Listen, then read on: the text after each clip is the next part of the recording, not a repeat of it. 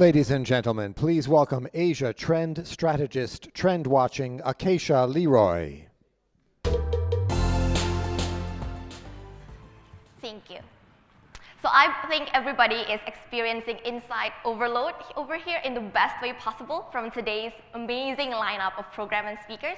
And this is the session where we will take a step back from the very specific travel industry insights and take a look instead at the people, the travelers that the industry is serving, and in particular, the Asian traveler.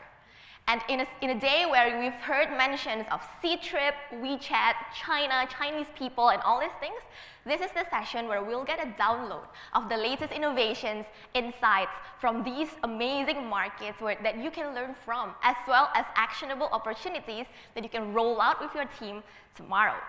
So, the Asian traveler and how you can reach them. So first up, why should you even care? Last year, the Asian travel market grew by 11%, which is way higher than the global average. So it's a fast-growing market full of opportunities. And of course, we have to talk about China. So this year, 11.4 million Chinese tourists are coming to Europe. That's more than the population of Belgium. But that's also just 10% of the total number of Chinese tourists that are going overseas this year. And in 2020, it's projected that China is going to be the biggest travel market in the world. And they are going to spend over $400 billion overseas in their travel spending. And when you base all these things on the 2017 numbers, it means Europe is only getting 10% of that very lucrative pie. So today, what should we do to be able to tap more into this interesting market and into these interesting travelers for your businesses and your brands? And this is where it gets interesting, because when we ask what do these people want and who they are, how do we reach them, usually brands will turn to traditional research. But at TrendWatching, we believe that future vision does not come from just asking people what they want. Steve Jobs is famous for saying people don't know what they want until you show them what they want, which is why we have a network of trend spotters from all around the world and in Asia as well, who send us the latest innovations that all these Asian consumers are interacting with, and it tells us what they will want next. So what's the connection between watching innovations that these Asian travelers are using and knowing what they will want next? I'm glad you asked. To answer that question, we're going to do a small interactive exercise. I know it's 5 p.m., some people need some caffeine boost. So how many of you here use Uber? Can I see a show of hands? Okay, so everybody uses Uber. Who doesn't, right, in this day and age? So imagine that after this conference, you fire up your app, you order a car, and app says, car's coming in 2 minutes. Can I see another show of hands? How many of you would wait for 2 minutes for your Uber? Yeah? Keep your hand up if you would still wait if it says 6 minutes. Okay, I see half the hands going down. How many of you would still wait for 12 minutes? I wouldn't wait for 12 minutes. Nobody wants to wait for 12 minutes for an Uber. Uber did a study and says in the States and found out that the longer Uber has been in a city, the less willing to wait for a car people become. And this is replicated in 9 other cities, and they find the same thing. So this Uber exercise shows us the concept of emerging expectations. When an innovation comes into the market, it changes people's expectations around what should be and could be delivered to their doorstep. So let's look at all the innovations in the Asian market that are changing the expectation of all these Asian travelers, and it might just give you an edge in serving your existing client base.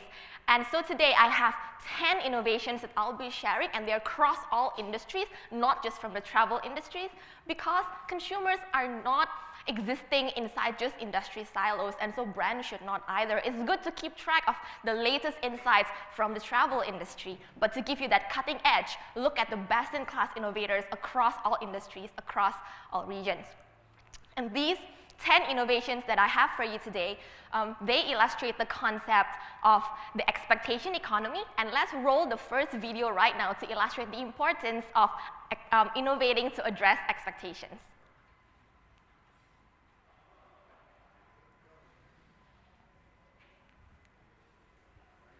So this is how to win an Olympic gold in 2012. And this is how to win the Olympic gold in 1938 in the same category. Oh, whoops. So basically, what this video illustrates is that if you compete today based on yesterday's expectations, you will end up looking like the 1938 guy in the 2016-2020 Olympics. And nobody wants to be that brand, nobody wants to be that business. So for the 10 innovations that I have today, it's going to be grouped into 3 major key thoughts.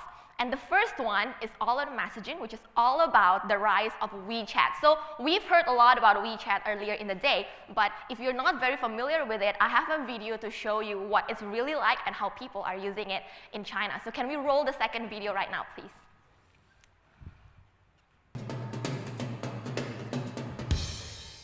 Hypothetically, imagine you're sitting at home and one day you notice your corgi is dirty. You open WeChat, hit a few buttons, and a few hours later a man shows up at your door with some shampoo and a big vacuum. Your dog gets cleaned and he looks great. You take a photo, you share it with your friends, and tag the dog cleaning business. You haven't left the app. Your friend who likes Hello Kitty and works a boring office job is slacking off at work and looking at WeChat. She sees the photo of your clean corgi. She decides she wants her poodle clean. She clicks the tag on your photo and orders the same service. Within seconds, the man with the big vacuum is on his way to her house. She pays him, and he's happy because he got paid instantly on WeChat. She starts chatting with you to thank you. Neither of you have left the app. While chatting, she tells you about a new hip noodle joint. She says, you have to come. It's a schlep, but you accept. She orders food while still at her desk. You order a taxi. She pays for the food. On the way to her house, the man with the big vacuum invests the money he earned from both of you into a wealth management product that's probably a little too risky. Neither of you nor the man with the big vacuum have left the app. Both of you arrive and the app tells the kitchen you're there. Your WeChat profile photo pops up on the wall. It's an old photo from the year you had that weird part in your hair. Of course she makes a comment. Your food is served.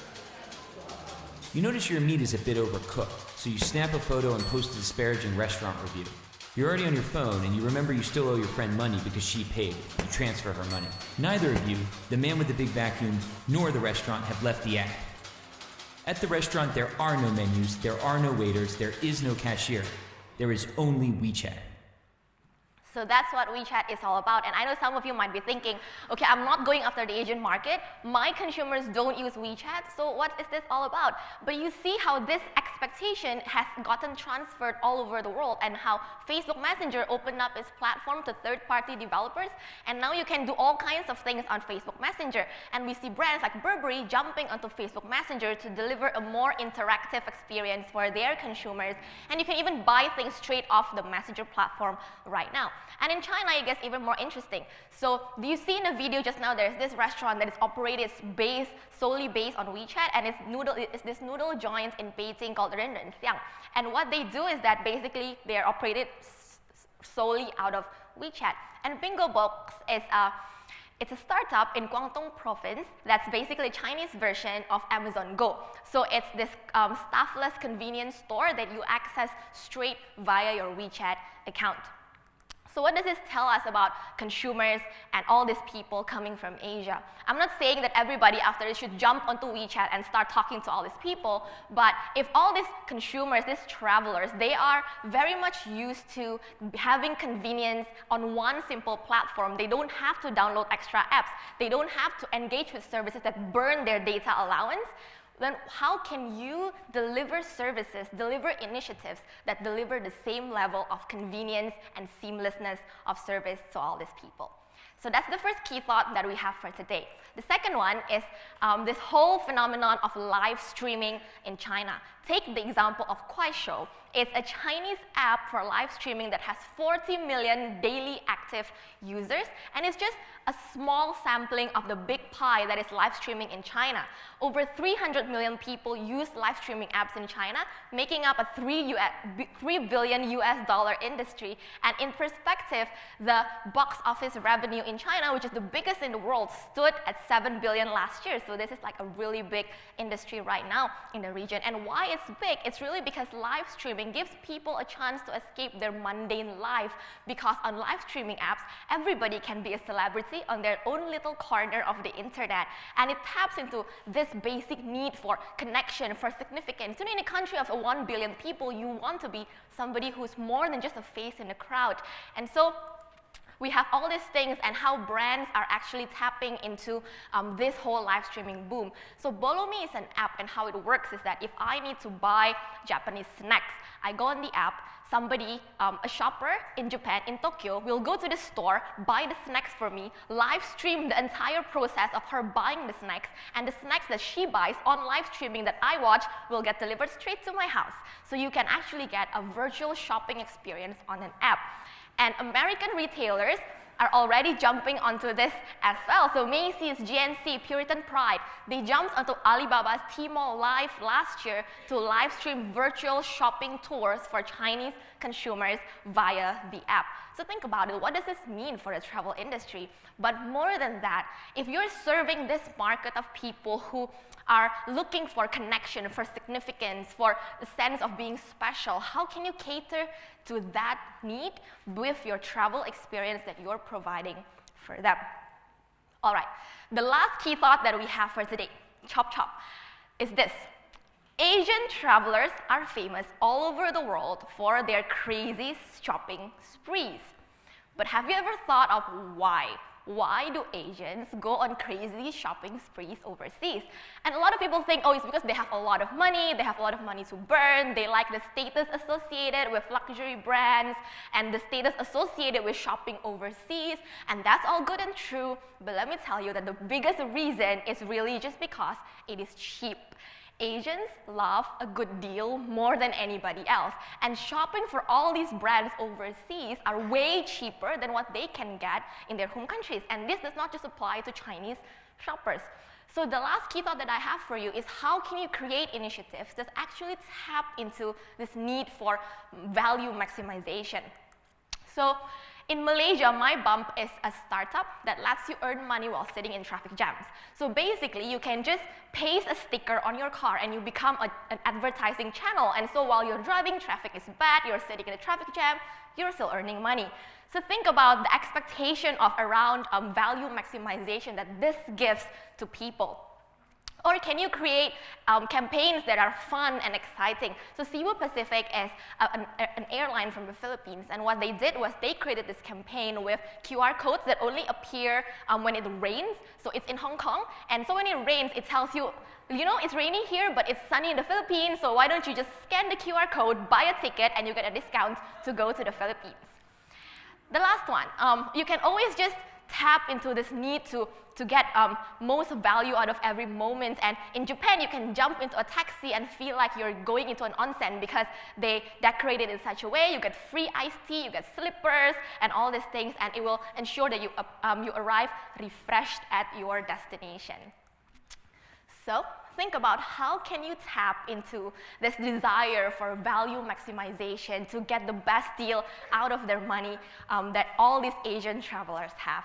So in recap, I'm running out of time, but in recap, we have 3 major points all on messaging about convenience, seamlessness, one-stop platform services, live stream economy, connection, social connection, significance, and pricing pandemonium where you talk about value and value maximization. So with that, go and innovate and get a pie of the amazing and exciting Asian travel market. Thank you.